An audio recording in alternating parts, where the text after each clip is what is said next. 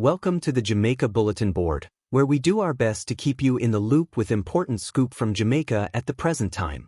Please remember to like and subscribe to keep this moving flowing to everyone's digital doorstep. If you have any questions about situations back home, do leave your question in the comments section and we will get back to you. Now, time for the news. Prepaid Electricity Initiative. The government has announced a $1 billion initiative to boost the uptake of prepaid electricity, aiming to combat theft and support low-income households. Here are the details. The Jamaican government has launched a $1 billion initiative to encourage the adoption of prepaid electricity, targeting the first 20,000 new customers who sign up with the Jamaica Public Service Company, JPS.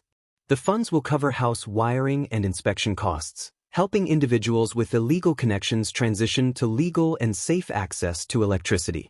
Each of the first 20,000 new prepaid customers will receive a $4,000 monthly credit for 6 months. This credit is split equally between the government and JPS. Prepaid electricity allows users to purchase electricity in amounts they can afford, offering greater control over their usage. Prepaid cards and vouchers will be available at numerous outlets across the island, with online top-up options as well. The initiative aims to combat electricity theft, which cost the country approximately $40.4 billion in 2023. Legal customers currently bear the burden of these losses through higher bills. The General Consumption Tax, GCT, on electricity will be reduced to 7% starting May 1, 2025, further easing costs for consumers. This program is part of a broader effort to make electricity more affordable and accessible while addressing systemic issues like theft. Jamaica to increase income tax threshold again. The income tax threshold will gradually rise to $2 million over 3 years, starting with an increase to $1.8 million this April. Jamaica has for nearly 10 years been removing instead of adding tax burdens to the people. This is because of successful fiscal discipline, which is freeing up more money for government programs and projects. Very happy news for a beloved nation. Student Loan Repayment Extension. New beneficiaries of the Student Loan Bureau will now have 10 years to repay their loans, providing more flexibility for students. A 58-year-old man was fatally shot at his home in Central Village, St. Catherine, last night. Investigations are ongoing. Caribbean Airlines resumes flights. After nearly 5 years, Caribbean Airlines has resumed flights to Montego Bay, strengthening its presence in Jamaica's tourism capital. President Donald Trump threatens potential sanctions targeting countries, including Jamaica, that benefit from Cuba's medical programs. The Trump administration has expanded visa restrictions to officials involved in these programs, citing concerns about forced labor and exploitation. This could impact Jamaica, where over 400 Cuban medical professionals play a vital role in the healthcare system, especially in specialized areas. But now talk about a tyrant. Can you sanction a people for doing what is right? For years, Jamaica has been capitalizing on Cuban doctors to fill vital areas in their medical field and save so many lives. Would it even be morally proper for Jamaica to not ignore the U.S. in this matter? If they do as the U.S. says, they will be in a health crisis, and if they don't, they will have sanctions for doing nothing wrong. The heights of interference. Jamaica's health ministry is proactively developing contingency plans to address potential disruptions. These include exploring partnerships with countries like the Philippines, India, and Nigeria to supplement healthcare staff. The government is also engaging in negotiations with both Cuba and the U.S. to mitigate the impact. This situation has sparked significant concern, as the Cuban medical program is crucial for many Jamaicans, particularly through initiatives like the Cuban Eye Care program, which performs numerous surgeries daily. Visa-free travel for all Jamaicans. Prime Minister Andrew Holness has been advocating for visa-free travel for Jamaicans as part of broader efforts to strengthen Jamaica's global partnerships and improve mobility for its citizens. Here are some key points that support his belief in its feasibility and the progress made so far. Strengthening bilateral relations. Holness has been actively engaging with other nations to establish reciprocal agreements. For instance, Jamaica has signed visa waiver agreements with countries like the Dominican Republic, facilitating easier travel for holders of diplomatic and official passports. Economic and cultural diplomacy. By emphasizing Jamaica's contributions to global culture and its economic potential, Wholeness aims to position the country as a valuable partner. This includes leveraging Jamaica's influence in areas like tourism, trade, and education. Regional collaboration. Wholeness has also focused on deepening ties within the Caribbean and with African nations, such as Ghana, to promote the free movement of people, goods, and services. The Prime Minister's long-term vision includes creating a more interconnected world for Jamaicans, which aligns with global trends of reducing travel barriers to foster economic growth and cultural exchange. While progress has been made, achieving widespread visa-free travel will require continued diplomatic efforts, addressing security concerns, and ensuring that Jamaica meets international standards for travel documentation and border management. Wholeness's success so far lies in laying the groundwork through these agreements and fostering goodwill with other nations.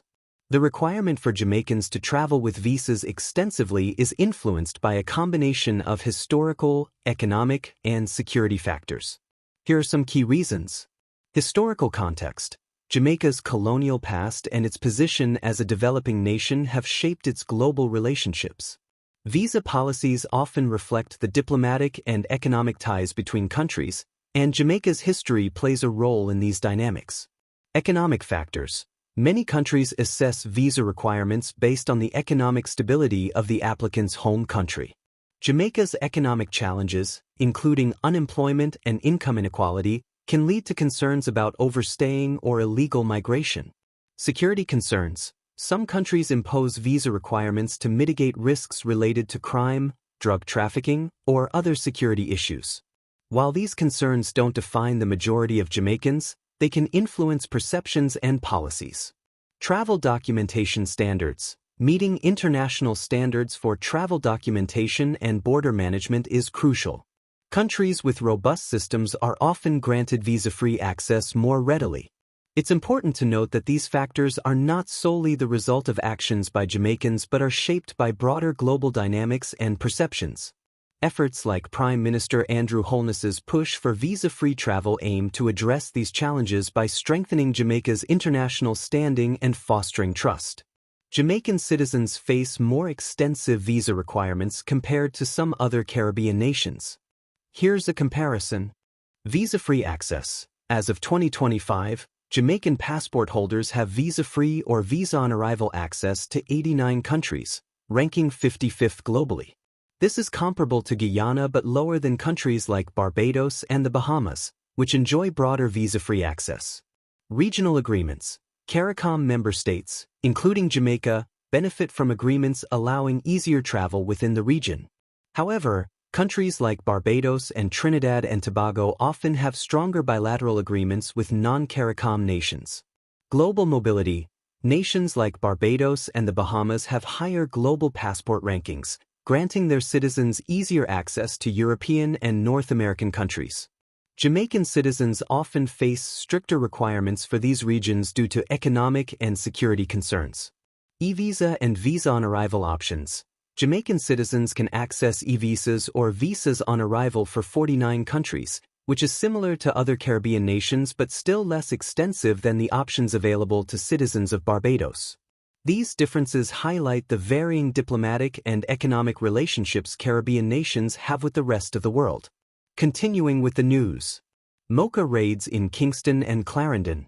The major organized crime and anti-corruption agency, MOCA, is conducting simultaneous operations at multiple locations, targeting individuals involved in a major investigation. Arrests are expected as the operation unfolds. Commonwealth Youth Awards. Jamaican Nicholas Key, co-founder of Key Farms, has been recognized as the top Caribbean entrant in the 2025 Commonwealth Youth Awards.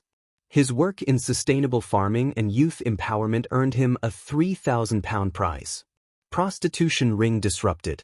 Police have disrupted a suspected prostitution ring operating under the guise of a massage parlor in St. Andrew. Several women have been charged, and investigations are ongoing. The police recently disrupted a suspected prostitution ring operating under the guise of a massage parlor in St. Andrew. During a raid, 6 women aged 19 to 31 were taken into custody, though one was later released after it was determined she was unaware of the illegal activities.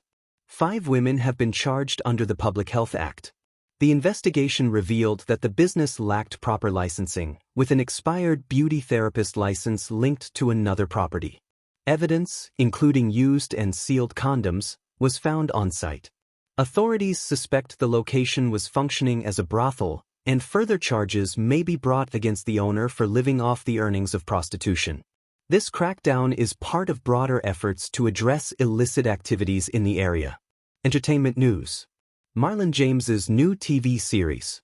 The celebrated Jamaican author has ventured into television with Get Millie Black, a crime thriller that explores themes of transformation and Jamaica's colonial past. Island Music Conference. The 3rd annual event in Kingston brought together industry professionals to discuss the future of reggae and dancehall, with notable figures like Shaggy leading key panels. Royalton Chic Jamaica. A new adults-only luxury resort is set to open in Runaway Bay in late 2026, promising to redefine lifestyle getaways in Jamaica. Well, that's it for now, folks. Catch you when the Jamaican Bulletin Board puts out the next upload. Walk good and walk safe.